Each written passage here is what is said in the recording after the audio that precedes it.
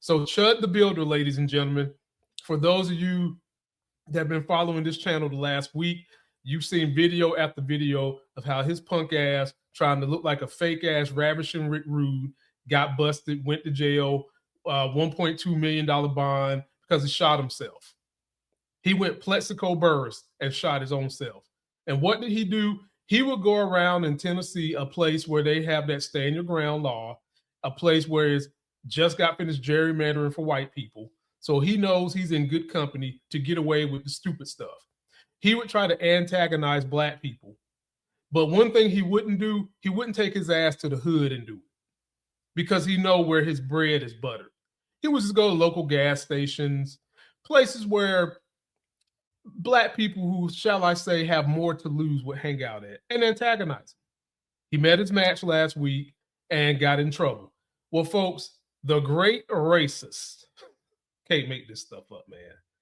This buffoon right here, who to this day, I don't understand how he still has a platform other than the people who pay him lots of money believe what he says, enjoys his racism, and for them, selling whatever it is they're selling is better than standing up against racism. Because, I mean, there are a whole lot of great content providers who put out great historical insights, like Ashley, my boy Charles Stabansky. His link is in video description because I'm using some of his B-roll. Put out massive good content. Can't even get a third of the kind of money this buffoon gets for telling you, number one, he's a racist, telling you, number two, he's a Nazi, and then number three, any chance he gets, he loves to use the word nigga, not with the A, with the R. So let's see how he got MAGA mad, folks, about talking about Chud the Builder. And then I explain to you how, even though he said that, he really uplifted Chud and put black people down even further. Take a look. So I see a lot of people on the timeline defending this behavior, saying, yeah, well, we should be able to say the N-word. I don't know. I don't want to be a victim of crime. I don't actually necessarily want to be out in public confronting black people, calling them niggers. Like, I actually don't want to do that. I don't think people should be fired for uttering the word. And I think it's a funny word. I don't think it should be treated like a blasphemy, but let's be honest, it's not a nice thing to say. It's actually not a very nice thing to say. And I don't know that we should actually be out there saying, hey, man, we should be able to go up to black people and start blasting a slur that offends them without expecting them to be offended. Was that really ever the rallying cry? To me, it was more like, stop smoking weed in public, stop driving on the shoulder, talk more quietly, don't be on speakerphone all the time. It's more things like that. So I don't know what creating two obnoxious underclasses of victims, I don't know what that does for anybody. I don't know that lowering ourselves to their level is actually the solution. So before, we had an underclass of offensive, inconsiderate people breaking laws, not paying their credit card off, getting in trouble with the law, bothering everybody. So you know what we're going to do? We're going to become an obnoxious, inconsiderate underclass of permanent victims, getting in trouble with the law, having, you know what I'm saying? Like, at a certain point, we need to choose to rise above all of it. We have to choose to be better. We have to choose to be better than that, better than what they want us to be, better than them. And we have to shine for everyone else to follow. That's a choice. So I saw that. I feel sorry for him. I feel sorry for him. I feel bad for him. I pity him. He screwed up royally, and now he is done. Because what's going to happen, first of all, they threw the book at this guy. So he's facing some serious problems. He's got a record, so there's going to be no leniency. And then he's got all these tweets. He's got a mountain of tweets saying, I'm inevitably going to shoot somebody. I'm inevitably going to kill one of you. How's that going to play in front of the judge? Not so funny now, huh? Let's say he goes to jail for 10 years. You think on year 8, he's going to feel good about his civil rights martyrdom to IRL stream and provoke people screaming and saying provocative things? I'm not so sure. So, yeah, it's very sad. And look, two wrongs don't make a right. We do have a problem with that other underclass. Let's not become like them. Let's rise above them. Let's separate from them. Let's focus on our goals. Let's try to take control of the situation. This does not help. The fuck? rise above the other class, and all that gobbledygook he said. Ladies and gentlemen, take a look at this. Does that look like rising above the other class? Guess whose ass was here looking like a fucking spider monkey climbing on the side of the Capitol trying to invade it? Let me show you who it was. Him. Yeah, he was there. First, to say that Chud the Builder is a higher ranking individual than Black people is just disrespectful to Black people.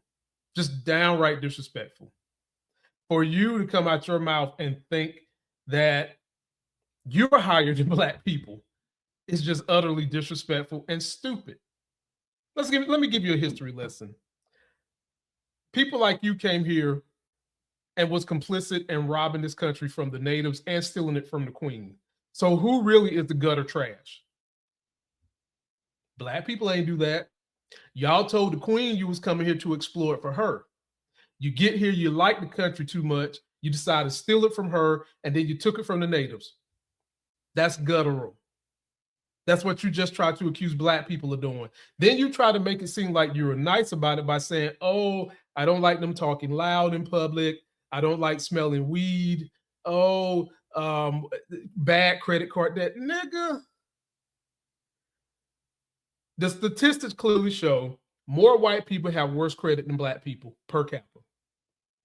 The statistics clearly show who is doing the majority of the hardest drugs in this country: fentanyl, cocaine, and all that. It ain't Black people.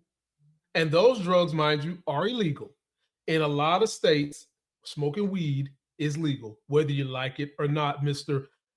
I'm going to have him go in front of the judge, and because of his record, he's going to get the book thrown at him. He should get the damn book thrown at his ass, Nick, at night, because he should have never been doing what he was doing, trying to provoke people, calling them monkeys and apes.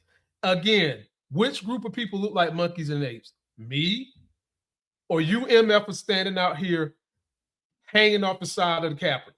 Okay? So, ladies and gentlemen, let this be a lesson. People like Nick Fuentes, MTG, and other Republicans who pretend like they have found some silver lining in the Trump cloud, they're lying. They haven't found no silver lining. They disagree with some of Trump's policies, but ultimately they are still the bottom of the barrel deplorables that Hillary Clinton called them out to be. And I don't know why Nick came out against Chud the Builder.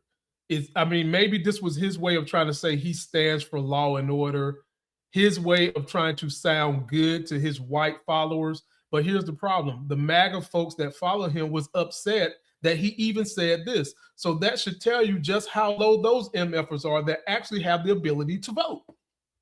That's who we're fighting, ladies and gentlemen. That's who we're fighting. And that's who we have to keep the fight alive. And when the wheels of justice are able to get their asses, we got to keep them in the jail. Because for too long, criminal, judicial injustice has plagued the Black community. We have been the butt of what colonizers, rich white men have said is what's bad in society, so that everybody looks at us while they're doing the stuff Chud the Builder was doing. This is a prime example of that. And then you get these fake ass evangelicals like Nick Fuentes trying to act like he's in the middle to some degree, or he's above the fray, pretending he actually cares, when folks, he's just as nutty as a cat in a bag of bats. So post your comments, man. Let me know what you think.